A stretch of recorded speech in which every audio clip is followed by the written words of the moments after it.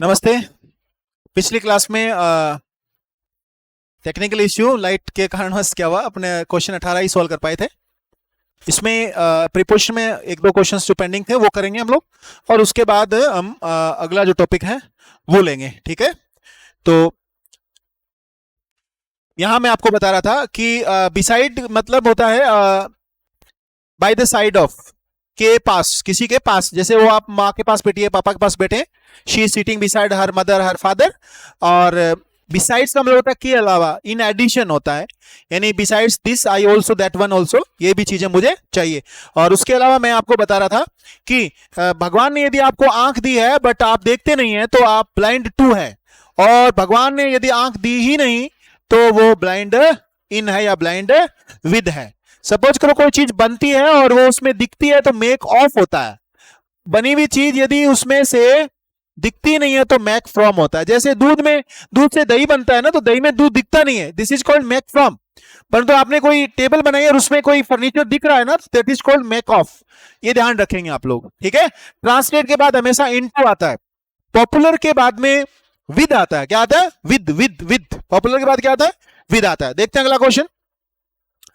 Although he is blind, हालांकि वो अंधा है, he is very fast, dash calculation, calculation अच्छी कर लेता है। तो सुनना, यदि आप किसी चीज में होशियार हैं तो this is called good at. आप किसी चीज में कमजोर हैं तो दिस इज कॉल्ड वीक इन। बस, तो यहां क्या आएगा? एट। नेक्स्ट, लास्ट क्वेश्चन ले रहे हैं हम लोग। द ट्रेन स्टार्ट, 6:10 दे दिया, ध्यान दे। मैंने बोला ना 1 बजे 2 बजे 3 बजे 4 बजे 5 बजे, ऐसा कितना भी बजे कहो ना यार। मॉर्निंग है ना, एट सनराइज है ना, at sunset, at noon, at night, at dusk, at midnight, ऐसा कहोगे तो 8 आएगा। तो यहां पहले में तो 8 आएगा। दूसरे में क्या कहें? So you had better be at the station, तुम स्टेशन पहुंच जाओ 6 बजे तक, 6 बजे तक बाई। तो क्या आएगा? एट और बाई इस्तेमाल आपको करना है। क्लियर? थोड़ी चीजें और बता दूं तो ध्यान दो। यदि आप किसी साधन से जाते हो तो बोलेंगे बाई बस, बाई ट्रेन, है ना, by sea, by air. But आप यदि घोड़े पे जाते हो तो ऑन हॉर्स। ट्रेन का यदि कोई नाम बता देते हो तो इन द मिलन एक्सप्रेस।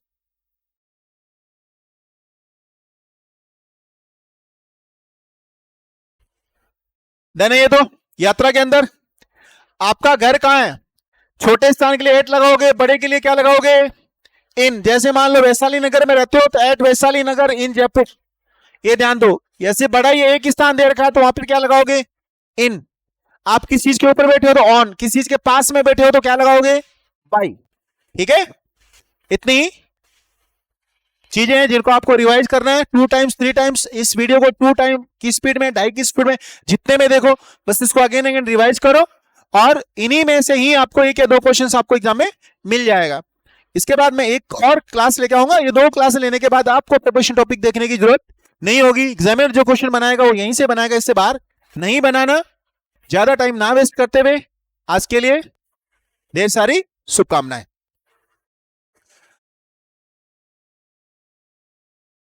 पिछली क्लास में हम लोगों ने प्रेपोजिशन का कुछ पेंडिंग सेशन था वो लिया था। आज हम लेंगे अगला टॉपिक, जो एक्टिव वॉइस हमने पढ़ा था उसकी एक्सरसाइज एक और लेनी थी। ये काफी मेरे पास मैसेज थे कि सर हर टॉपिक की एक्सरसाइज और आपको रहो, तो यही मैं 10 से 15 मिनट का कैप्सूल अपन ले रहे हैं इसमें, और आप उसके साथ में ज्यादा एनर्जी आप लोगों को लगानी है, और देखते हैं क्या आता है।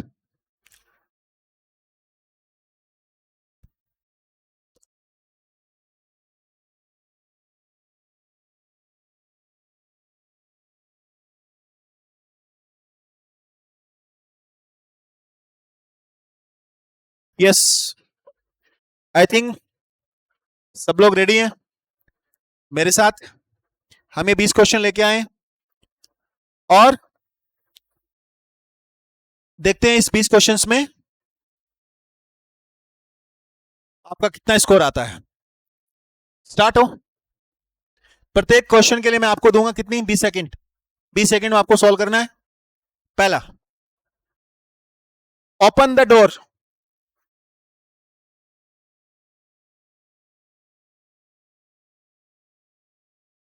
ओपन द डोर का पैसिव बनाओ। Open the door.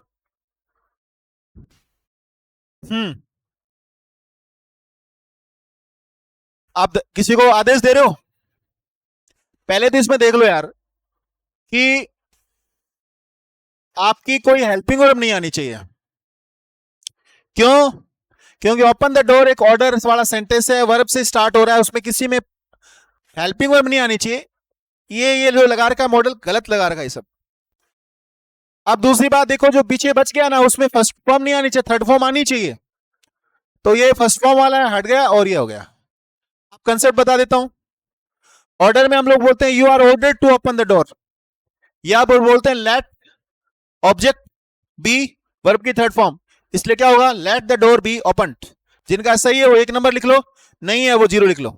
Next question number 2, the whole nation believed that Vinesh would win. Toughest में माना जाता है क्वेश्चन ये, गौर से देखो। ये डायरेक्ट इंडायरेक्ट वाले की जब पैसिव बनाते हैं ना तो पहले वाले की पैसिव बनानी होती है। यहां क्या लिखा हुआ है, बिलीव्ड, सेकंड फॉर्म है ना, जिसमें वॉज वर्ब के साथ थर्ड फॉर्म लगाइए वो रख लो, बाकियों को भगा दो। It was believed, it was believed, it was believed, it was believed, इसका मतलब भगने वाला तो कोई है ही नहीं। चलो कोई बात नहीं है तो। उसके बाद देखो that Vinesh would win, subject verb verb है ना, ठीक है, ऑब्जेक्ट है ही नहीं, इसका मतलब इसकी पैसिव बनेगी नहीं, as to as copy paste कर दो। किसमें? इसमें है, ये उत्तर हो जाएगा। अगला क्वेश्चन ले लो, question number 3, my mother is preparing some delicious dish. My mother क्या है, सब्जेक्ट, इज प्रिपेयरिंग क्या है, वर्ब, सम डिश क्या है, ऑब्जेक्ट। इज प्रिपेयरिंग का बना दो इज बीइंग प्रिपेयर्ड, जिसमें है वो रख लो, बाकियों की छुट्टी कर दो। इज बीइंग प्रिपेयर्ड इसमें नहीं है, इसमें नहीं है, इसमें नहीं है, इसमें है। 2 जनों का आंसर तुरंत आ गया कि इसमें आंसर इज बीइंग प्रिपेयर्ड होगा। Very good. नेक्स्ट देखो, देखता हूं आपकी बार कितनों का क्वेश्चन सही आता है।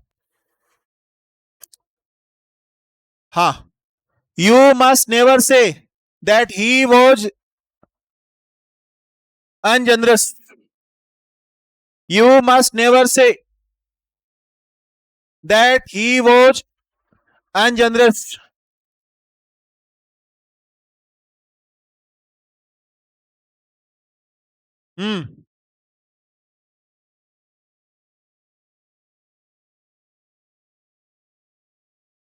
वेरी गुड, 13 जनों का आंसर आया है, ए आंसर होगा। बहुत अच्छा। देखो टफ क्वेश्चन है ये, आप गौर से देखो, इसमें मस्ट नेवर से लिखा हुआ है ना, आप तो इसको पकड़ लो, ये वॉज जनरस के बाद वर्ब है ही नहीं, छोड़ो। मस्ट नेवर से में आप मस्ट बी वाला देखो कि आपका मस्ट बी वाला कौन सा है। अब यहां भी मस्ट बी नहीं है, यहां पर भी मस्ट बी नहीं है, इसमें मस्ट के बाद बी नहीं है, तो ये कट गए सारे ऑप्शन और ये आंसर आ गया पहला। अब मैं आपको तरीका समझा देता हूं। यू मस्ट नेवर से, यू आपका सब्जेक्ट हो गया, मस्ट नेवर से वर्ब होगी, ऑब्जेक्ट, ये दैट वाला अपने आप में ऑब्जेक्ट माना जाता है, जिसको हम लोग इट समझ सकते हैं, इसलिए इट आ गया। मस्ट नेवर का आ गया, मस्ट नेवर बी सेड, और उसके बाद that he was ungenerous by you लिखने की कोई जरूरत नहीं है। नेक्स्ट देखते हैं, अब की बार 20 से ज्यादा का सही होना चाहिए। someone has picked my pocket। Very good, 12, 13, 17, 22, very good. देखो हैज पिक्ड लिखा हुआ है, हैज बीन और हैव बीन वाला कोई ऑप्शन है तो वो पकड़ो, बाकी की छुट्टी कर दो। हेलो, दिमाग नहीं लगाना। और ये क्वेश्चन सीधा मैं तो पीवाईक्यू लेके आया हूं, आरपीएससी ने अपने पुराने पेपर्स में जो पूछा है वो हूबहू क्वेश्चन मैं यहां लेके आया हूं। सिर्फ मैंने अगर लिखा नहीं है कि इस पेपर में कौन से पेपर में आया है कौन से में नहीं आया, बट एक भी क्वेश्चन ऐसा नहीं है जो आरपीएससी ने पिछले 5-7 साल में पूछा नहीं है। 1% भी दिमाग नहीं लगाना extra. Next, please help me, सबसे इजी क्वेश्चन है ये। प्लीज हेल्प मी का मतलब यू आर रिक्वेस्टेड। वाह क्या बात है, 32 जनों ने, very good. You are requested, देखो इसमें है ही नहीं, इसमें है ही नहीं, इसमें है ही नहीं, एक में ही उत्तर है। नेक्स्ट, अगला देखो 7 नंबर, टोटल 20 क्वेश्चन है। The principal may sanction your leave today. May sanction को मे बी सेक्शन में लिख दो। कौन से में उत्तर है? ए में नहीं, बी में नहीं, सी में नहीं, डी में एक में ही ऑप्शन है, बाकी में ऑप्शन ही नहीं है। क्या क्वेश्चन बना रहा है आरपीएससी यार, क्या क्वेश्चन बना रहा है आरपीएससी। आप फालतू में एनर्जी लगाते हो, कोचिंग वाले कहते हैं ये वो सब लूट शॉट चली हुई है कोचिंग्स में, है ना। Next 9 number, one can not gather grapes from thistles. देखते हैं कितने हैं, 30 क्रॉस होगा क्या? क्या बात है, क्या बात है। ये कह रहा है सर कैन नॉट का, कैन नॉट गैदर का कैन नॉट भी गैदर वाला कर दूं, कर दे भाई। तो ध्यान दो, कैन नॉट भी गैदर्ड वाले 2 ऑप्शन है, पहला तो है नहीं, ये है नहीं। अब हमको चेक करना है, कितना इजी क्वेश्चन दे दिया देखो। एक में थॉर्न्स लिख दिया, एक में थीसल्स लिख दिया, तो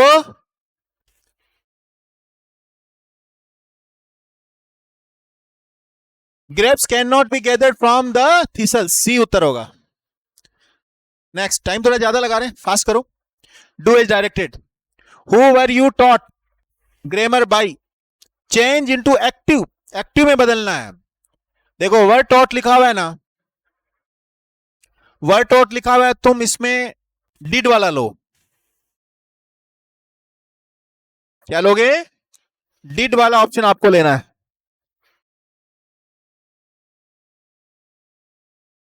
यू वर टॉट नहीं, who teaches, home did, who taught you grammar.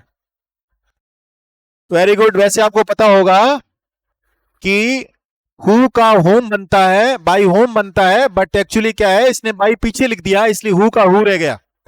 तो इसका आंसर होगा 4 नंबर। ये आंसर कब का सही हुआ है? हु टॉट यू ग्रामर, इसका बनेगा by home were you taught grammar, but इसने क्या किया, बाई पीछे लिख दिया, इसलिए हु का हु रह गया। नेक्स्ट, अगला, shall I ever forget those happy days, passive change करना है। Passive, shall I have ever, shall I have ever forget. ध्यान दें, बी फॉरगेटन वाला ऑप्शन देख लो, बी फॉरगेटन वाला ए में नहीं है, बी में नहीं है, बी में है, सी में नहीं है।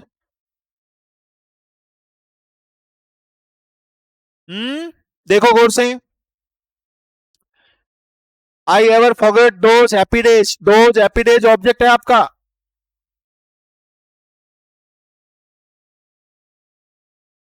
चलो देखो, helping verb, subject, verb, object. Of those के साथ अपन क्या लगाएंगे? विल। तो will those happy days be ever forgotten, ये वाला आपका आंसर होगा। ठीक है, यू कहीं पर है भी नहीं। इसमें क्या गलती है? इसमें बी नहीं है। नेक्स्ट, अगला देखो, you must endure what you can not cure. You subject, must endure verb, what you can not cure object. हालांकि दोनों में व्हाट यू कैन नॉट, ये भी आपका पैसिव बन सकता है।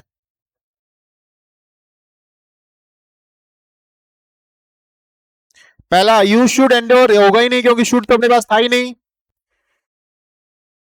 What can not be cured must be endured. Let you endure, ये है नहीं ऑल ऑफ द अबव, तो इसका आंसर हो जाएगा बी।